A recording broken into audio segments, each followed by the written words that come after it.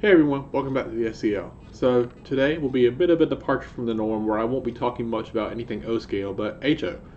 So for those of you who don't know, I'm part of a club in Savannah, and while they don't do a whole lot in O, anything that do in O is mostly me, but they model HO. And what we did recently was we hosted ScaleTrains. And if you don't know who ScaleTrains are, they are a very well-known HO manufacturer, and they make a bunch of great stuff. My buddy Brian, who is also PR with me at the club, got them to come down and do part of their road trip tour. And what that means is they go all around the country and have these meet and greets where they talk about the history of their company and what they do and how they got where they are today. So with all that being said, here we go. I've recorded the whole thing, so enjoy.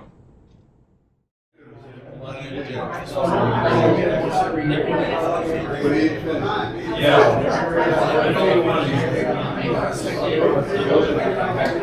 everyone.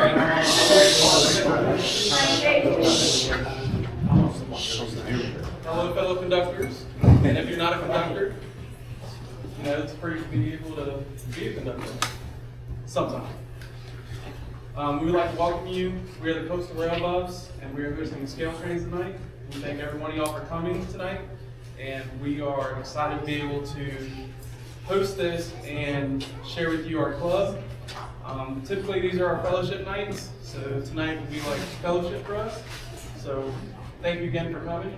We have some club stuff right when you walk into the door. We have some membership forms, and we also have a flyer if you'd like to grab some. But otherwise, we thank you for coming. Oh, I'm sorry, my bad. I'm nervous. We have a sign-in sheet as well, so if you would like to sign in for us so we can document it, please do, if you can. We have some snacks over here right behind you. And I promise I won't eat everything, even though I look like I do. But without further ado, I would like to introduce Shane from ScaleTrains, and he'll take it from here. Awesome. Thank you very much.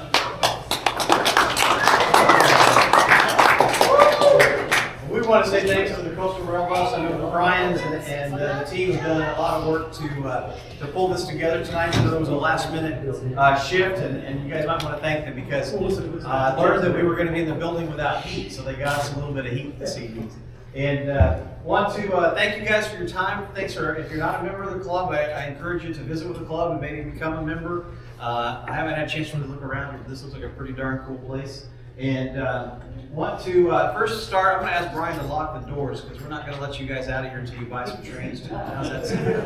No, we're not going to do that at all. Hopefully we're going to have some fun together. We're going to do a few things. On the table behind me, if you didn't get a chance when you came in, make sure you get a red gift bag. Inside the gift bag is an exclusive road trip pin that you can only get inside the bag. And also in there, some things from us, from our road trip partners. We've also got ribbon counters pins. We've got ScaleTrains pins on the end. You're welcome to take those as well.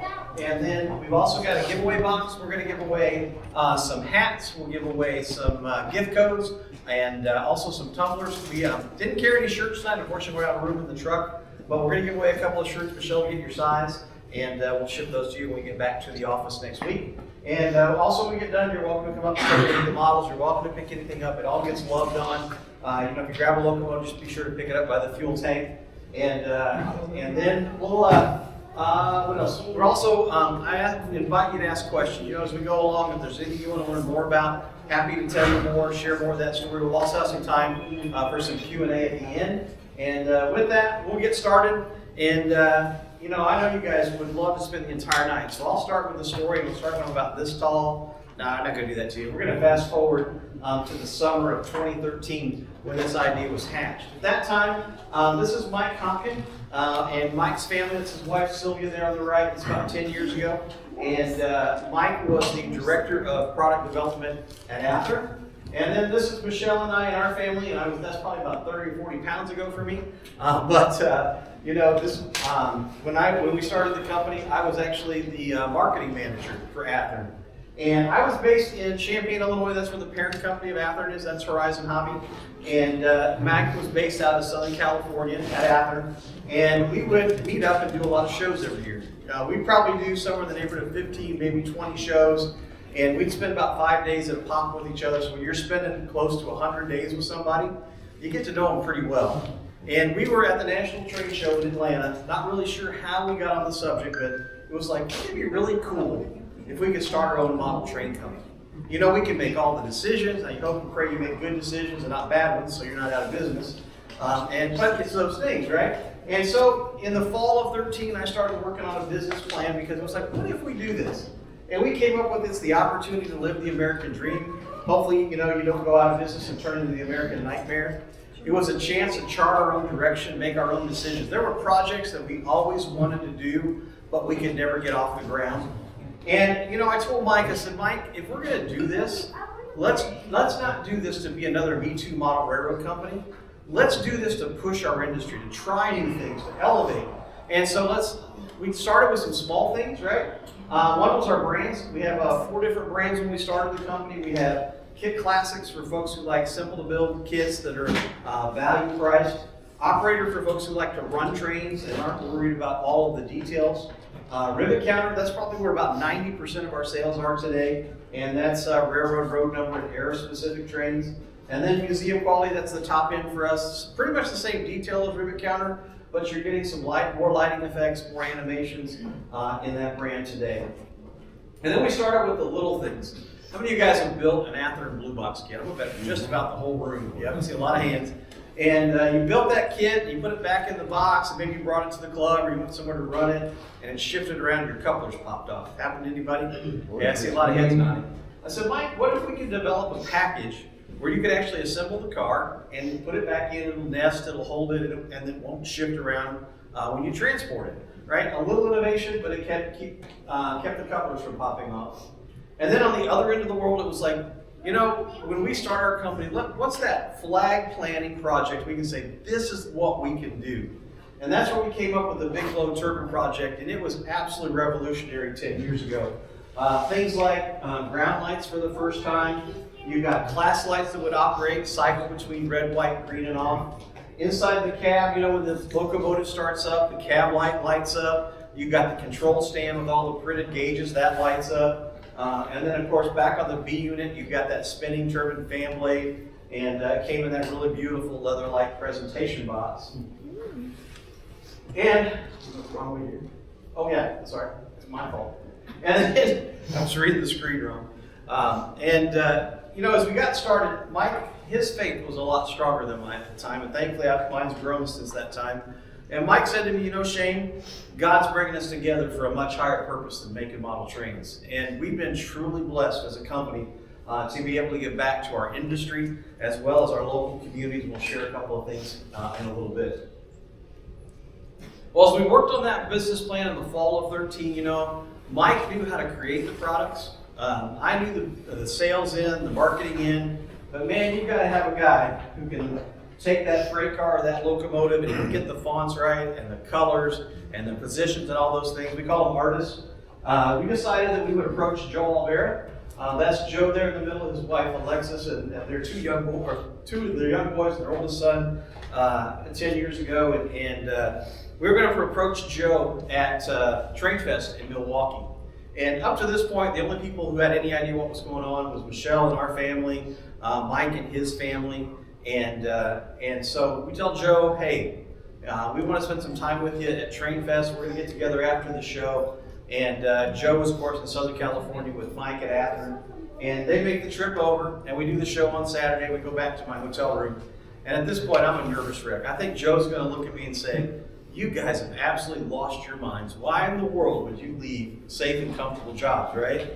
And we spend that hour sharing this story with Joe, and I look at Joe at the end, and I say, Joe, what do you think? That fast, Joe goes, I'm in. And I'm like, Joe, you should probably talk to your wife. And Joe's like, Shane, I'm in. And I'm like, Joe, you really need to talk to your wife. And he says, I'll convince her. And Joe got back and he convinced his wife. And so the three of us, you know, we continue to work on that business plan. But I'll tell you what, one day we're hot, we're going to do this. The next day we're cold, we're not going to do this. It's terrifying. And we had enough money that we could start the company, right? And we could do the Big Flow Turbine project. We could do the water tenders. We did the original tank cars. We did the box cars. But then we're out of money. There's just no way to keep it going. I liken it to launching off an aircraft carrier. When you start a business, Man, if you've ever watched that airplane, it's just screaming down the runway, that's you burning cash, right? And it comes off the end of that deck and it drops and then it grabs lift and it takes off. Well, that's us waiting for that cash flow. Well, something pretty miraculous happened the very first business day of 2014. The parent company of Athearn is Horizon. And I was there for 23 years. I worked with the original owners, and they were the most awesome people you'd ever want to work for. And they had made us an employee-owned company as a thank you for all of our efforts. Well, this very first day of 2014, we're having a global meeting at Horizon. To put that in perspective, in those days, there's about 800 employees in probably 15 countries around the world. This meeting is at the exact same time everywhere. So you knew this was a big deal. It never happened in the 23 years I was there. And we're in this meeting, and we're learning as employee owners that we're being bought out. And suddenly we go from having this much capital to having this much capital, money, right?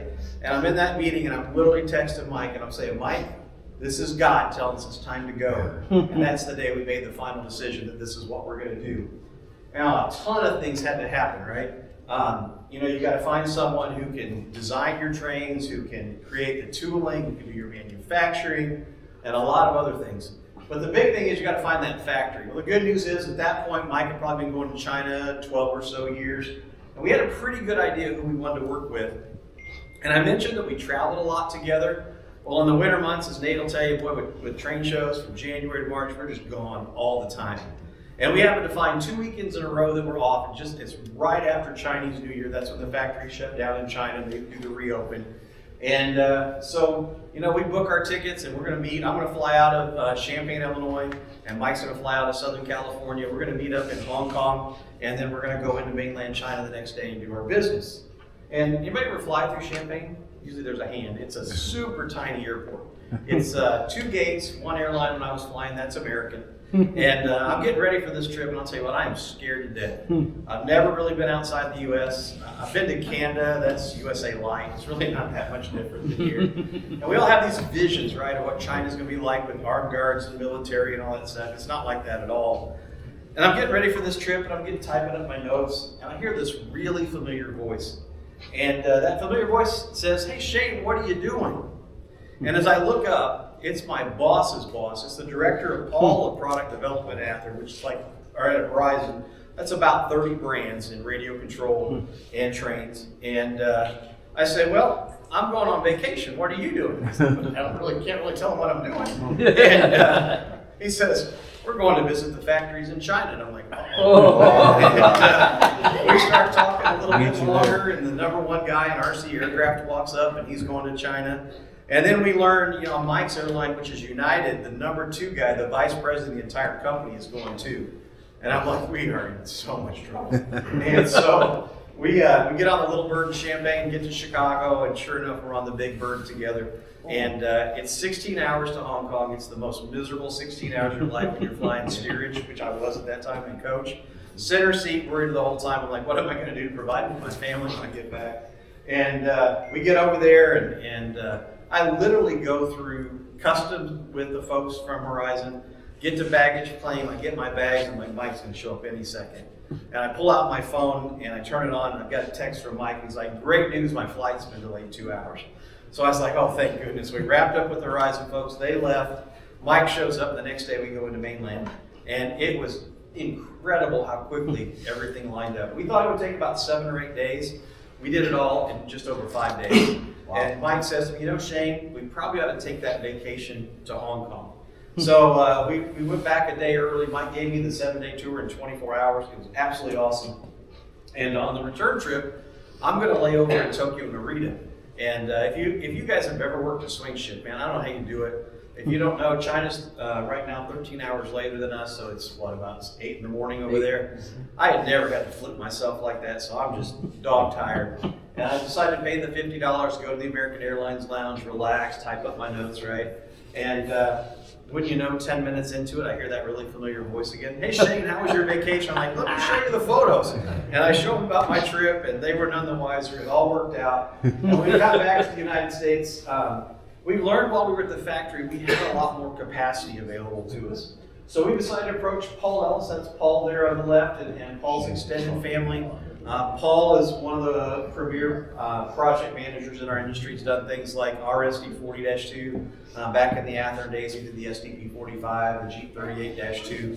And Paul wasn't quite like Joe. It took him a couple of weeks, but he finally came around and had a really burning question. You know, Paul's a big SP modeler, and he really wanted to do a tunnel motor. And I said, Paul, if we let you do the tunnel motor, will you come on board? And Paul said yes, and we said yes. And so Paul came with us. And we had about 6 weeks left before we were going to leave. And, you know, I told the guys, I said, Horizon, Athearn have been fantastic to us. We've had great careers. We could retire if we wanted to. We can't just walk out. We have to leave with our integrity. And so we spent that 6 weeks really getting Athearn a project plan. I got out much further on the product plan. That was my job. Mike and Paul got some extra new tooling projects done. Joe got the artists ahead.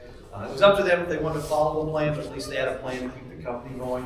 And then the other thing I told them is, guys, you know, we can't leave with anything. Not one book, not one drawing, not one photo. Absolutely nothing walks out of that building. So we started from scratch. This is just a sampling of our library. We're going to have a new photo here in just about a couple of weeks. We have now well over 1,000 books in our library. We have cases upon cases of builder's drawings, paint lettering diagrams, all that kind of stuff. And then we have a huge digital library now. Our digital library, we're approaching 1 million images. Actually, we might just be over it now.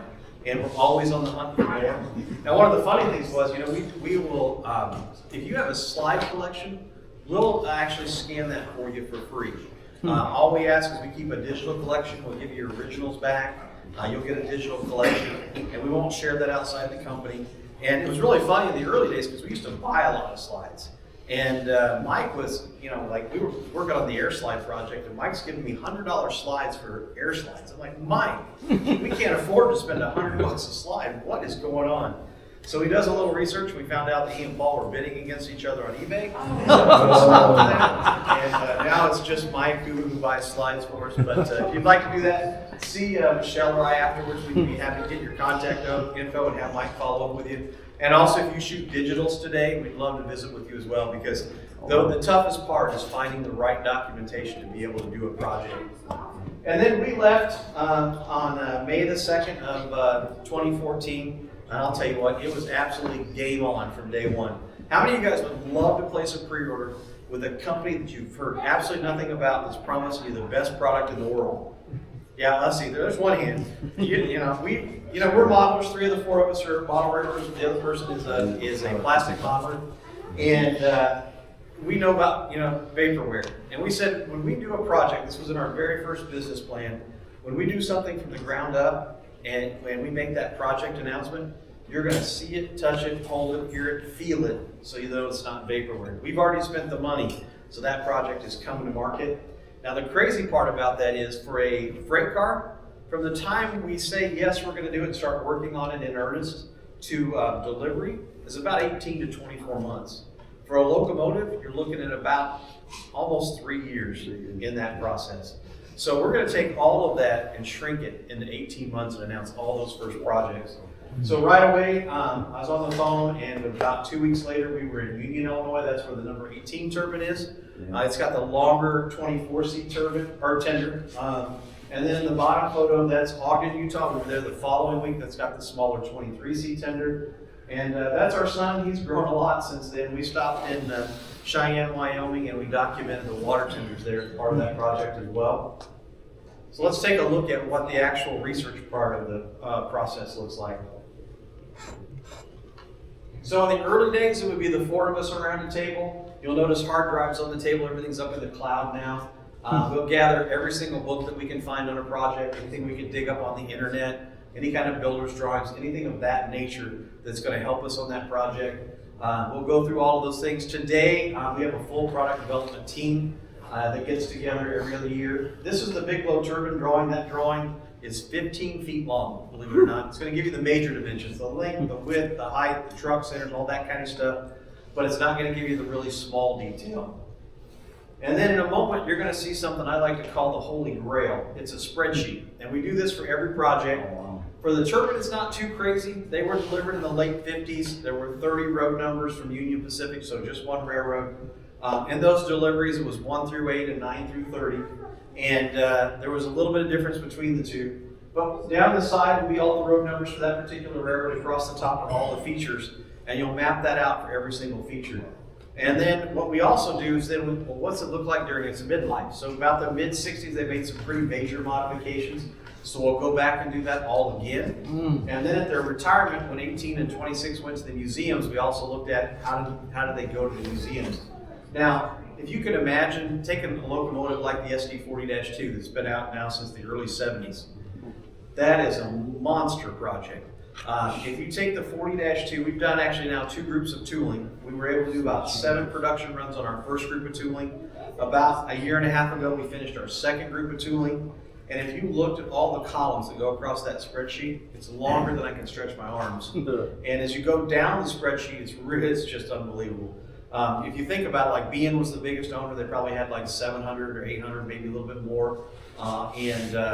It's really evolved since the early 70s. You went to whiteface and they made detail changes then. They went to BNSF, there were changes. There were BNSF more changes as they aged and got ditch lights, as they went to rebuild locomotives. So you're going to map that out. And after, for the first little bit, you can do it by group as they're delivered.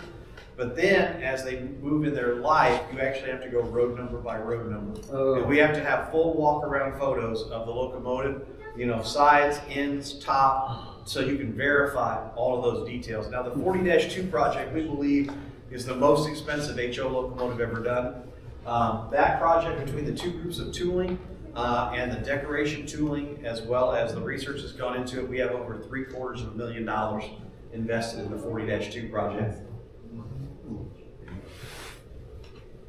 I mentioned photos. Mike's going to make a cameo appearance. He's out in the desert of Southern California. We get out whenever we can to shoot. Here he's going to catch a stray CP AC 4400.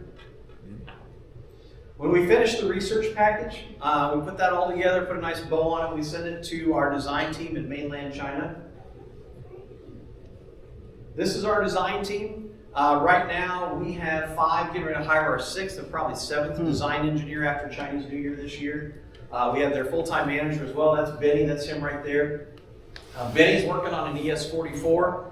Works the same for any particular project. Every single color you see there is a hand-applied, hand-assembled part. For a locomotive, you're north of 250, probably 300 parts. We can do cutaway views of the locomotive so we can see what kind of radius it's going to turn, how everything's going to work on the inside. You'll see things like here's the speakers, here's the motor. You'll notice our motor actually sits down in the fuel tank. That lowers the center of gravity. And the other bigger benefit is you'll notice the drivetrain is almost perfectly straight. You're getting more energy out to the gear tower, giving you a little bit more pulling power. Other things we do, you can actually see through and see the dynamic brakes inside the locomotive. You can see all the cab interior detail, how the ditch lights work. From there, it goes to tooling. Once that's approved, we start with the CNC process. We're going to CNC harden steel. We don't tool in aluminum. Aluminum over time will deteriorate, it'll distort. Steel will pretty much outlive us. One of the challenges though is you can't get the really finite detail in steel. So we've got to cut copper electrodes. That's what's going on here. And what's going to happen next is after the copper electrodes, this is the SD45 Part 1. There's about 5,000 copper electrodes on the floor. It took 7,000 for the first group of tooling. We're going to embark on the second group of tooling next year, and I think it'll take probably another 5,000 plus electrodes. And what that electrode is doing, you'll see this arm is going up and down. It's passing electric current through the electrode and down into the steel tool. It's literally, as it goes up and down, it's burning the design into that tool. Now here's what's really crazy. If you look at the tender on the turbine, it's got ladders. And if you look on the inside of the ladders, there's dimples. Those dimples are rivets. It takes 3 to 5 of those electrodes, depending on where the rivet detail is, to burn in one rivet. Wow. And that's why things cost so much, honestly, one of the reasons. This is a truck tool, that's the A and the B, that's what will go into the mold base and go into the actual molding machine. This is, down in the bottom right corner, is die-cast tooling, works very similar to the plastic tooling. This is the mold base, that's what that will go into, and then that will go into the molding machine, which we'll see here in just a little bit. So one of the things that had to happen back in 2014 is we had to move. So we were under a non-compete agreement. In California, they don't enforce those. In Illinois, they do. So we had to move at least 150 miles, Michelle and I did. And we said we'd always wanted to retire in the mountains of Georgia, North Carolina, and Tennessee. And we decided Tennessee was pretty business friendly. That's how we ended up there. This is literally shot right after we moved into our house. That's our farm ground. I'm not a farmer. So I said, Michelle, let's see about building the building on our land. And the day after that we moved in, this little building right across the highway went for sale. And Michelle says, you know what? You should go look at that. And I'm like, no, I got a much better idea. See, in the back of my head, I'm thinking, look, if we don't make it, I get an awesome barn out of this. So I went and holy cow, we got the bids in. It was more than we could afford. And so in the springtime, I said, honey, you're right. See, I admit my wife was right. Went across the street and looked at that building, and we actually ended up buying it. Totally gutted it. It's about 2,800 square feet. And we actually bought the acreage next door where the loading dock was, so it sits on about 7 acres. That served as our home until late 2022. We were really blessed to outgrow it.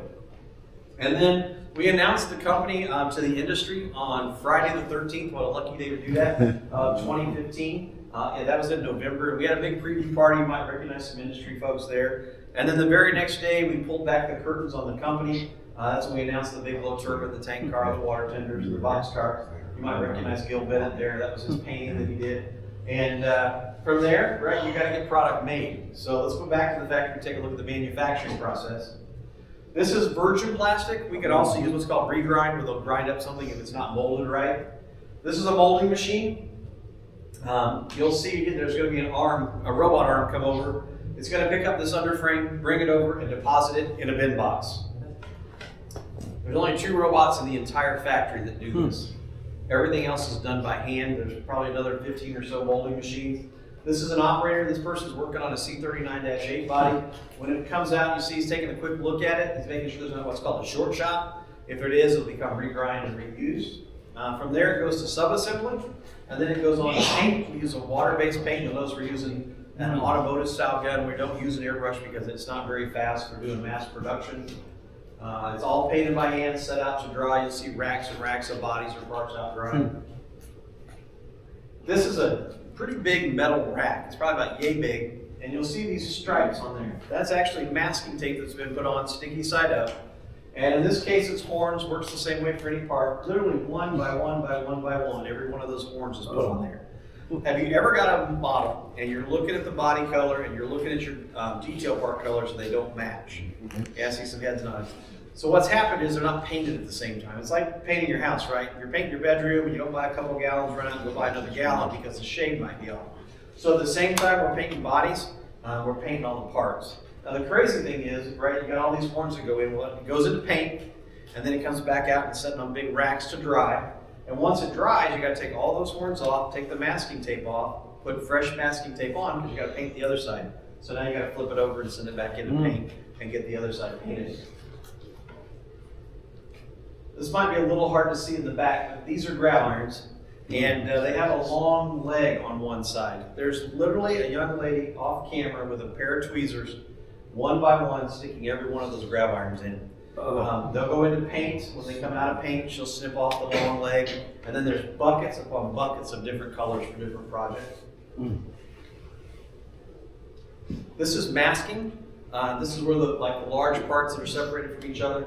In masking, as it goes across here, you're going to see this is a Chessie SD40-2 getting its vermilion orange stripe, and you'll see he's keeping pressure on it as it goes across. But he's trying to make sure that paint doesn't run.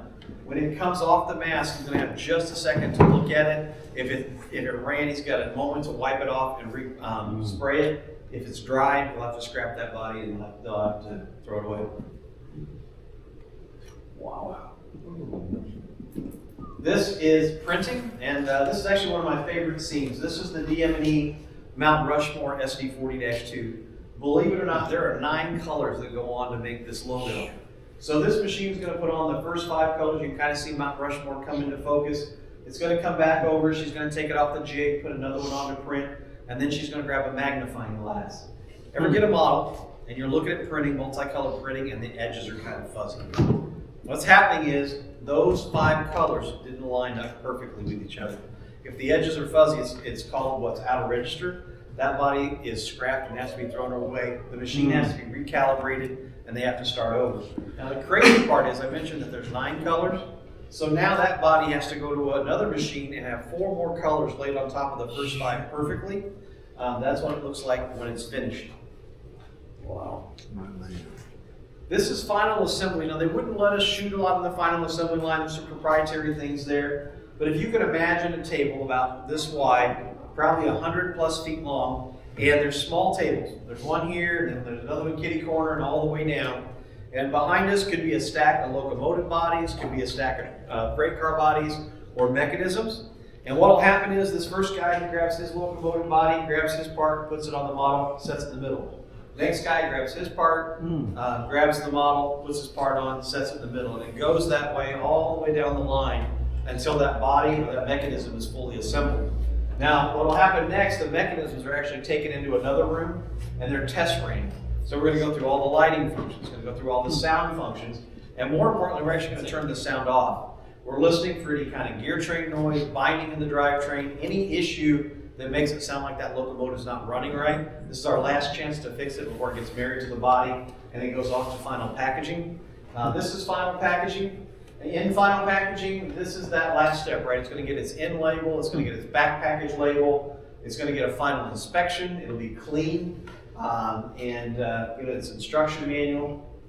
This is that last moment before it leaves the factory. We'll wrap everything in vellum. That's so if it ships in shipment, that it doesn't scratch the paint or the printing off. We now ship full container load. You'll see why here in a minute. This is an actual container that's coming to our warehouse. We actually normally ship right here to Savannah and have it trucked up from Savannah to Tennessee. Wow. And it'll load, by the way, in either Yantian Airport or in Hong Kong and come through the Panama Canal. If you'd like to learn more about how model trains are made a couple of different ways, on our YouTube channel for free, you can watch either ScaleTrains Big Dreams, that's a 3-part documentary on how we got started, and there's also how model trains are made, and it's the most in-depth video that's ever been done on creating model trains. So we got our very first shipment in January of 2016. Back in those days, the money was getting really tight, so everything had to sit on the floor. You'll notice the first shipment came in on cardboard pallets. That'll become important in a minute. And that's our son. He was, man, back then he was so excited to unload pallets. Anymore when we want his help, he's like, Dad, you're going to pay me? I don't understand why. Then we got our second shipment. And it came in. Mike came from California because God didn't bless me with modeling talent. I'm the guy that wants to just take it out of the box and run it. And Mike came out to do some quality testing, and we decided that we were really going to splurge and buy some pallets and put everything on the wooden pallets on the floor in the warehouse. So we're out buying pallets, and we get a call from Michelle. And it's about an hour drive back to the office, and Michelle says, Shane, the shipment's in here. You've got to get back here right now. And I'm like, what's going on? I can't explain. It's a mess. Just get here. So we go speeding back to the office, and we get there, guys, that is enough to break your heart. That shipment, when it left China, we used to do less than container load. And it left us 7 pallets. And somewhere when it got transloaded, those cardboard pallets, they got set in water. Yep. Oh. And what happens? The pallets disintegrate. Yep. So the forklift operator was really nice. Somewhere about yay high, he skewers all 7 pallets. Everything below falls in the water. He takes 2 of them and he puts them on wood pallets, and then he takes the wet and puts on top of the dry. And then they get shrink wrapped together. And by the time they got to the 3rd one, we think they just got tired of it, and they literally threw it on the floor of a 3-foot dry beam. It was enough to, and the guy back then who was doing the ordering was just an idiot. That's me, by the way. We had something like 8,000 or 9,000 rivet counter cars, and I think we had about 3,000 operator cars. We had 12,000 cars total. And now we've got to go through all of those cars. So that weekend, our church comes, and we start playing this game called Shake the Box. And it's literally shake the box. If it rattles, put it in this pile. If it doesn't rattle, put it in this pile. And that's the one we'll start with. And we quickly realized that this was going to become a monster project. And if we're starting to test, this becomes this huge blessing in disguise. You might see that right here, that coupler is just slightly shorter than the cable height gauge. Well, what we learned was, and we didn't figure out this out for a long time, but we'd send our factory a KD height gauge because that's the standard. And somehow, instead of putting a KD coupler in that factory sealed package that they got, they put a McHenry coupler in it. Oh. And now all the bolster heights are off about 5/1000ths of an inch. So now we have to go through all 12,000 cars and shim them.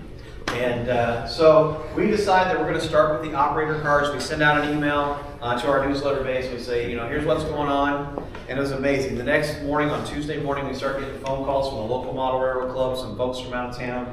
And we spent the whole week working on the operator cars so we could build it, make a little bit of cash flow, and you can kind of see the mess that it was. And then, as we're doing that, I got this bright idea. You guys might know JLWI 2000 on YouTube, or James Wright. Yeah. I'm like, man, we'll do some rivet counter cars. We'll send them to James. That'll drop when we get all these fixed. We'll sell all the cars. Life will be great.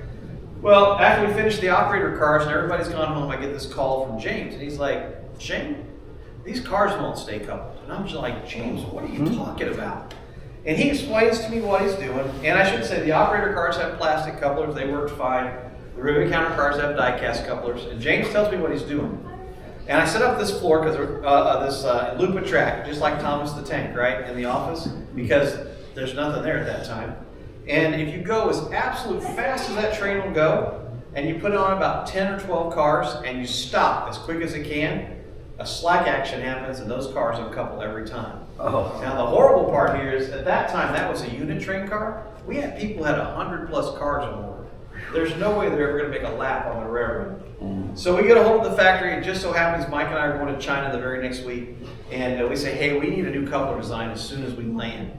And we get over there, we get to the factory, they've got this new coupler waiting for us, and we're playing with it, right? Open, close, how does it feel?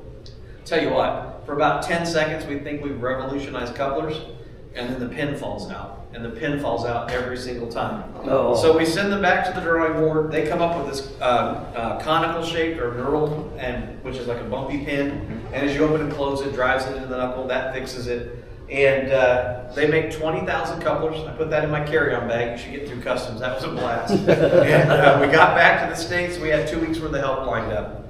And we had people from across the country, the local model railroaders, our church. Everybody's working on these cars with families.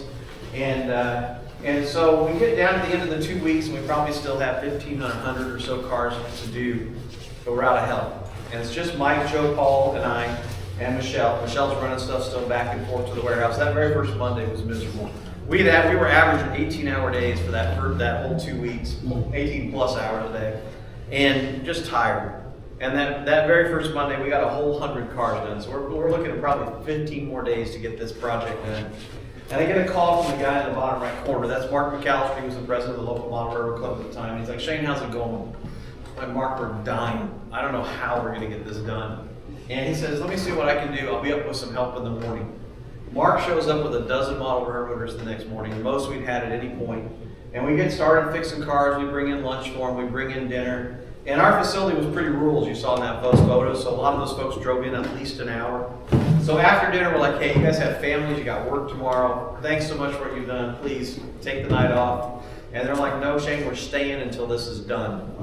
And so we worked probably until 1 o'clock or so in the morning, and we finished up that whole run. And by that point, of course, it's Wednesday morning.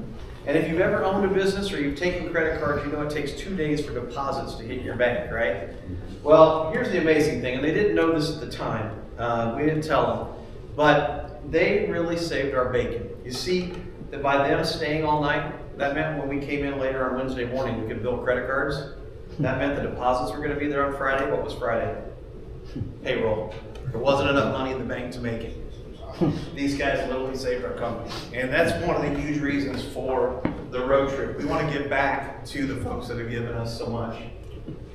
And Mike used to say this to me all the time, and I'm so thankful he doesn't say it nearly as often anymore. But he says, Shane, God didn't bring us this far to fail. And I truly believe that. We really are blessed. We give back every single month to these organizations, a lot of folks in our local communities. One of the big things, a lot of stuff we don't really talk much about, but on the locomotive side, we had a lot to do with giving back for number 18 and number 26 of the turbines. The folks in Ogden, Utah used the money that we donated as the seed money to totally cosmetically restore number 26. So they sandblasted it, made it weather tight, and repainted it. And then another big thing we did is we worked with 2716 in Ravenna as part of that project. And you'll see the folks with the CSX vests there. Well, it just so happened at that time, they were working on Pride in Service.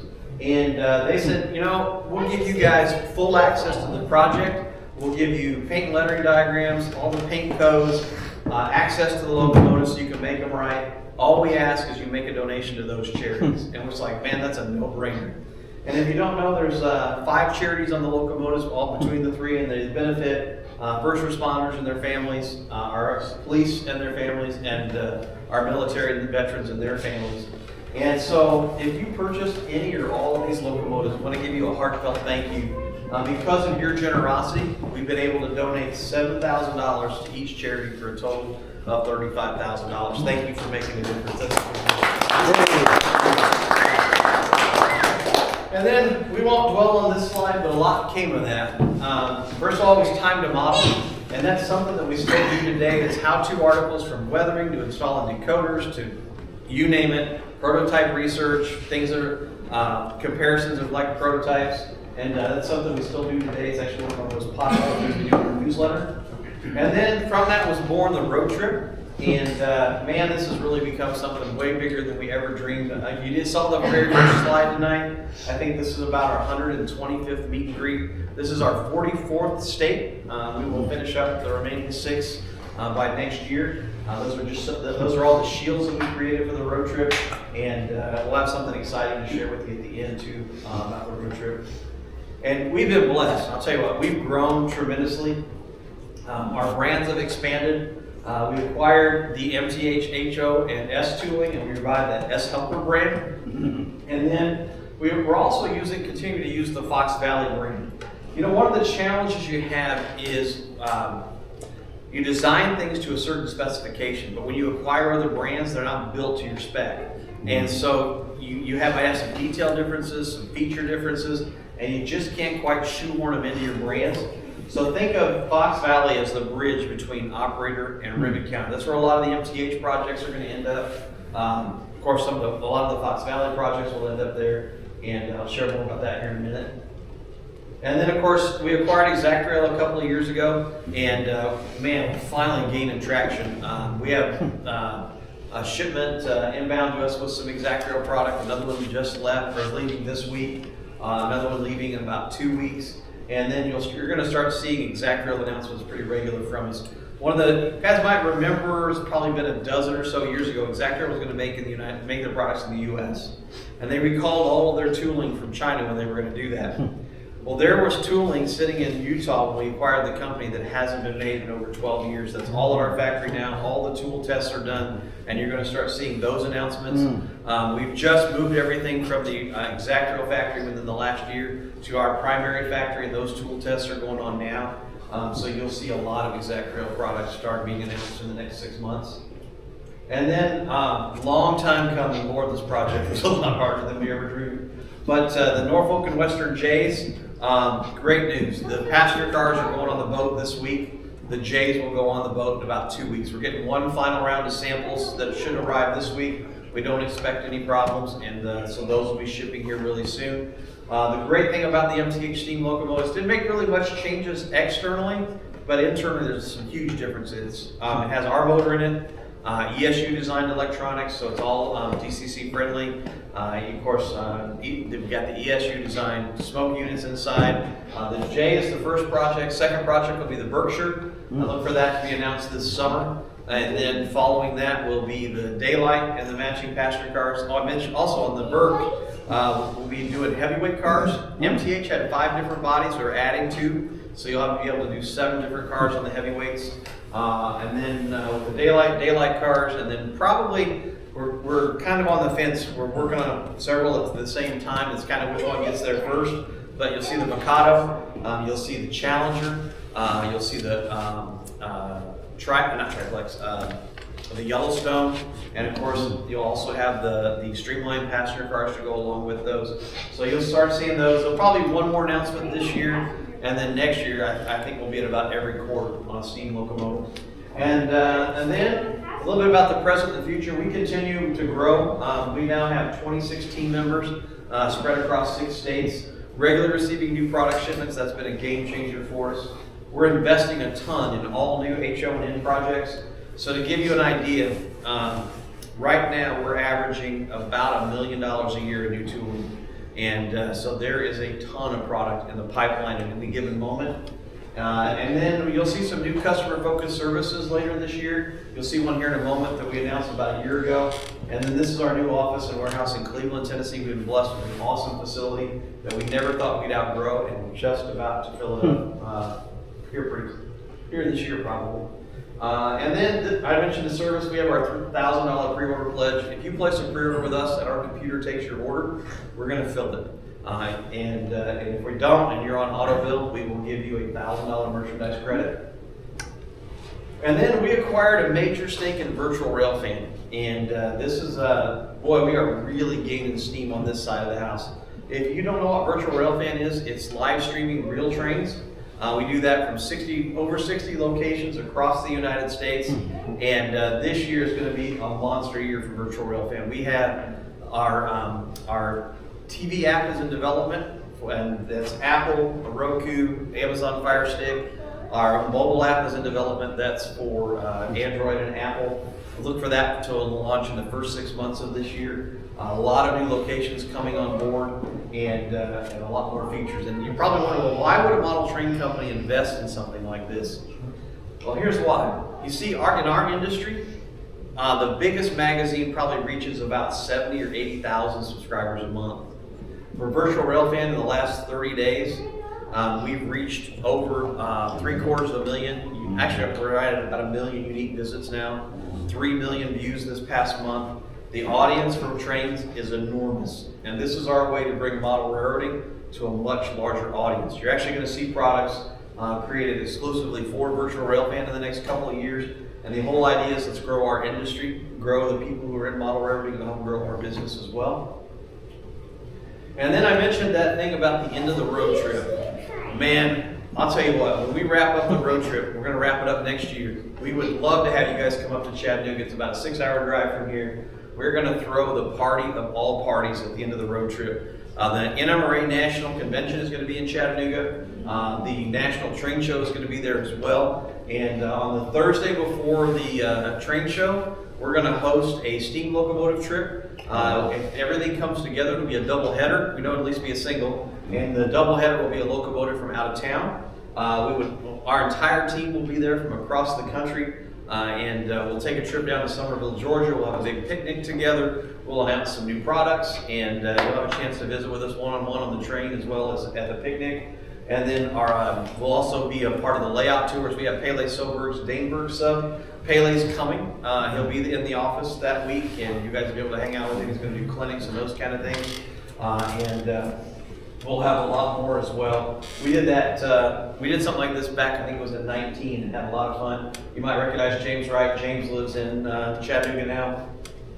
There's Bob. Pele's in that photo, and so we'll be there. We'd love to have you. We're gonna have a great time that week. And then from there, we have one more slide after this, but I'm going to open it up to questions and answers. Anything you've ever wanted to ask a model train manufacturer, here's your opportunity. It only takes one person to get the party started. I saw your hand. You want to ask something? No, I just had a scratch mark. Oh, okay. You're all right. I just caught you at the right time. Yes, sir. How do you choose product to create? Whew, that's a great question. So it's evolved over the years. When we first started, we thought that we should do projects that have never been done before, and we picked some unique things, and it really hurt us. There's this philosophy: if it's never been made, you're going to sell a ton. We proved that wrong with the C39-8s and the carbon blacks.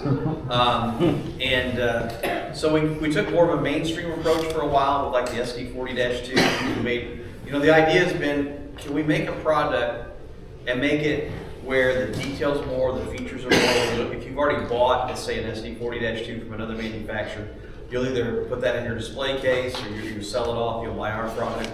That's where the 40-2, the -9, AC44, all those, because those projects we can come back to time and time again.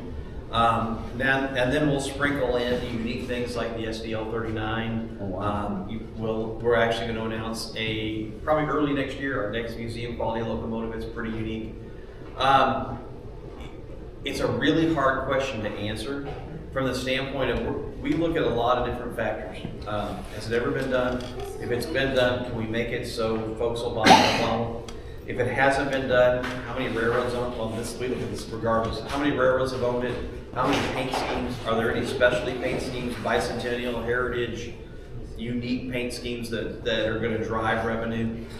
We look at Era is a big one. Modern really sells well. And then as you step back in history, you see the sales just continue to drop off the further you go back. I wish there was a hard and fast answer, but we do sit down and we as a team, and we go through every project. We have this form that gets filled out by the project managers, and then we sit down and assess how much opportunity there is in the market for that particular product. Hard question to answer, but and there's a lot that goes into the thought process. Yes? I have a question. What made you decide, I guess it would be cost, but what made you decide to manufacture in mainland China? Because that just seems like a million miles away. It is a million miles away. The big thing is cost, right? So if we were to manufacture what we do here in the United States, there's a couple of challenges. Number one, there is no company in the United States that makes locomotives at the level that we do. For detail, for sound, for lighting, animation, any of those things. You would have to create everything from scratch here. There's no supply chain for motors, metal parts, all of those things. To start a factory here, we estimate, and this isn't the cost of the facility, this is just starting the factory, at about $10 million. There's no model train company that's got an extra $10 million burning a hole in their pocket. And the other part of that is we have 200 full-time workers dedicated to us full-time in China. Now, this is a skilled labor, and I would put their modeling skills up against any model railroader. Here in the States, because of taxes, regulations, all of those things, right, labor, you're looking at a position that's about 25 to 30 bucks an hour. Multiply that by 200, suddenly your costs are skyrocketing. A locomotive today that we're selling for about $300, if it was made here, would be in the $900 to $1,000 range. Yes? You gotta pay licensing fees to different railroads to use your color schemes and That's a great question. So for the railroads themselves, the freight railroads, we do have licensing agreements with Union Pacific, BNSF. We have a handshake agreement with Norfolk Southern. We have a licensing agreement with CSX. It's minimal. I think we're anywhere from $1 to $100 every few years. Oh, okay. But what's really funny is the government railroads. So Amtrak, your municipal railroads, all of those that do passenger service, they think they're going to make a fortune off the model train industry. So they get all their attorneys involved, and you have to pay licensing fees and all that crazy stuff. So that's one of the reasons that we haven't really ventured too much into passenger, but you will see us do some more down the road. Yes, sir. So do you do what if railroads? Do we do what if railroads? Yeah. So we do some what if paint schemes, and in our rivet counter line we call that hypotypical. So we've done like ET44s, which are like locomotives that GE's making today. And so for CSX, they're going to be in the boxcar logo. If they were prototypical, if they were correct, we've done them in like YN2. You'll see us do some more in the line, but more like, I think you'll see like the SDL39 doing some of the Midwest Granger roads because that's where they ran, so like Sioux Line. You might see some Rock Island, things of that nature. You got one that you want to see? No. No? Okay. In the back, and then I'll go over here. First of all, thanks for coming out and doing this presentation today. Well, thank you. We appreciate it. I recently sat down with a high-ranking executive of a big hobby company, and I was looking at purchasing a hobby franchise. And I asked him, I'm like, what's one of the hardest products to move in the shop that you hear from your franchise owners? And the first thing he says is model trains. What are folks like you and other big movers in the industry that are producing the trains doing to change that? I'm going to assume you're talking to Hobby Town? Okay.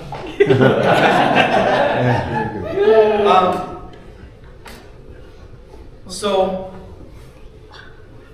boy, how do I answer this? Maybe we ought to have a conversation after about the franchise, because if it's the franchise I'm thinking they really struggle with model railroading, it's because they don't have a passion for it. And that's all I'm going to say because I don't want to speak negatively. I can tell you from our perspective, We are really blessed. We have grown in 10 years. The company that we left, we are this close to surpassing them in the sales they were making than when we left. We are very bullish. You've seen the acquisitions that we've made. We continue to invest $1 million a year in new tooling. The one thing I will say for us though, and I think what makes us different, and if you're looking at being a retailer, you're probably not going to be happy with us. We are very focused on our direct business. We had a hard time getting retailers to come on board in our early days. We had invested our life savings, and if we didn't get aggressive for being direct, we'd probably be homeless. So we got really aggressive. Today, about 70% of our business is direct to consumer, 30% is through retailers. We'll continue to sell those dealers as long as they support us, but we haven't opened a new dealer now in about 3 or 4 years. And I think it's our direct model that really has saved our business. Because the thing is, we can tell our story directly to the folks like that are in this room. One of the things that, coming from a wholesaler that I've been there for 23 years, a lot of transitions that happened in 23 years for retailers. That's now 33 years ago, almost 34. The retailer world has changed a lot. And in model railroading, a lot of retailers, here's a little tidbit, I've gone to, I'll only order what my customers have pre-ordered, and I'm not going to stock anything, or I'm going to stock very little. And I think that's where the franchise has gotten a lot of trouble. And then without having someone in the store who has a passion, and when I say a passion, and I don't mean anything bad by this, but you have to also, as a model railroader, be able to step back and go, I might like this product, might me personally, but is it going to sell? And you have to be able to weigh both sides of that coin, because there's a lot of things I'd like to have, like in our lineup. I would love a semi Dixie Flagler 462 Pacific, but I'm probably the only guy that's going to buy one, and you can't spend $300,000 or $400,000 to create that thing. So we can talk more afterwards. Yeah, so I'll hand over this way. There again, kind of goes along with what you just talked about, the marketing. But there's a lot of railroad museums around the country, as you know. And I'm sure you've been to several of them. Spencer Salisbury, the North Carolina Transportation Museum, great place, love it. Been there, yep. The one right here, in Savannah, This is Georgia. awesome. This is great. If you haven't seen it, you need to hang around and check it out. When I go to these places and they have a gift shop, I always like to look for anything model railroad material. Yep. And in North Carolina, I've got lucky and I found a passenger car. And on at the top it says North Carolina Transportation Museum. So of course, I gotta have that. I think there ought to be a way of reaching out to these museums and going, hey, we can build you a commemorative car to first of all, it pushes your museum, it gets the word out, you know, and people, they come visit, they want to take something home that's related to that. Have you thought about going out to Strasburg, Pennsylvania? That's another big one up there. Yep. So we do custom runs, and most museums are very aware of that. For the first time this year, for the virtual railfan side of the house, but we're certainly not going to leave ScaleTrains out of the equation. Right. We are going to go to the Heritage Rail Convention, and Heritage Rail is the organization that is the association that all of the tourist railroads and museums are a part of. They're always looking for ways of raising funds. Pine Bluff, Arkansas is another good one. You got the 819 out there. It's never going to be put back together because they just don't have the money. Yep. And I talked to people. I said, look, I'll take a what you call 800 blue box car, and I'll buy some. I got some software counts. I'll make a little decal, and I'll send it to you and see. You know, just put it up there and see if there's interest. You know, put a $25 price tag. It's not a rivet counter box car, but it's something commemorative. It's got your logo on it, and see if anybody wants it, you know. Yeah, we'll do custom runs for folks. Okay. Absolutely. We just got to talk to Marlon in sales, he'll help you. Yes, sir. Yes, sir, Shane. I believe there's always two ways to look at something. Yes, sir. I understand and appreciate now why the train costs what it does. Thank you. Especially the engines, you know, that you got a lot of expense to you know, that you just can't give it away, you know. Yes, sir. But this is about a situation I've had in my life.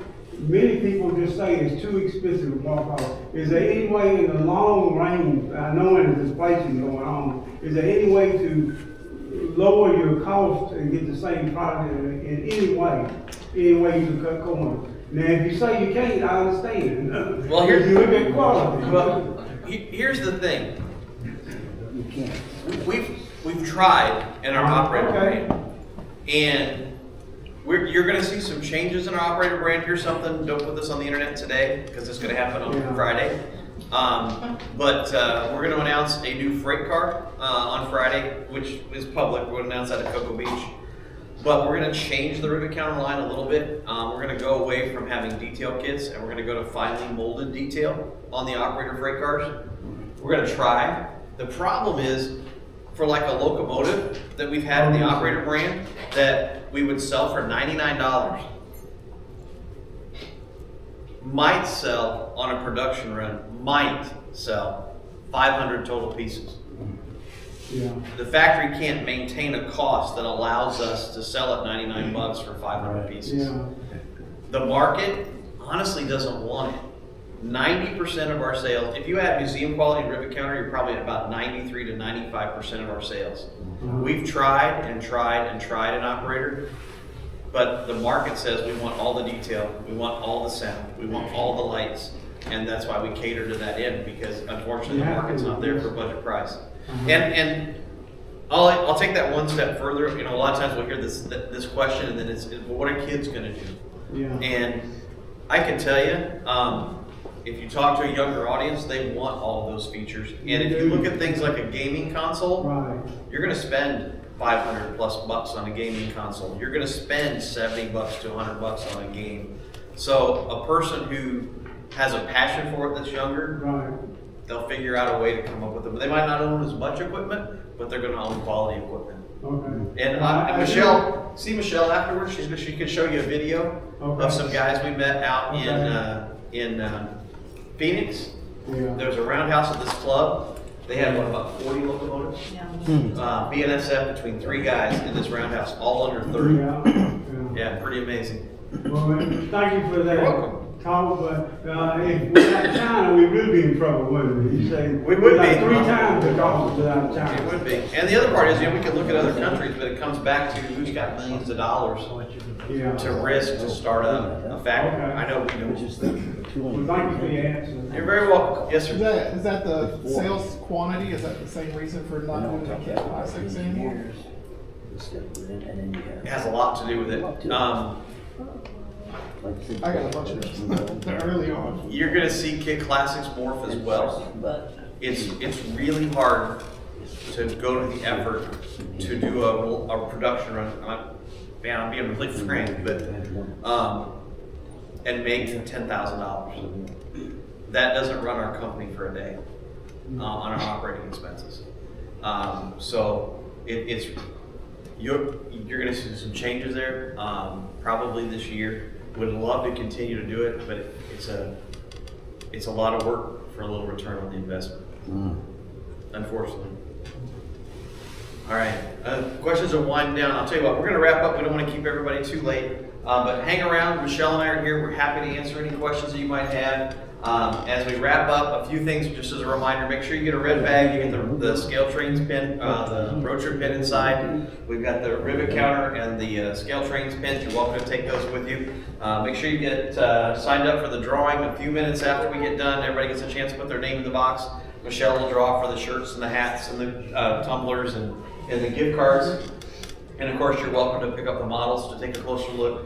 And from all of us at ScaleTrains, we want to thank the club for hosting tonight. You guys have been an awesome host. What a great, neat place to be able to host a meet and greet and check off our 44th state. And this is a good sampling of our team, both the ScaleTrains team and the Virtual Railfan team. And from us to you, thank you so much for spending time with us tonight. Want to wish you the best. God bless. Have a safe trip home. Good night.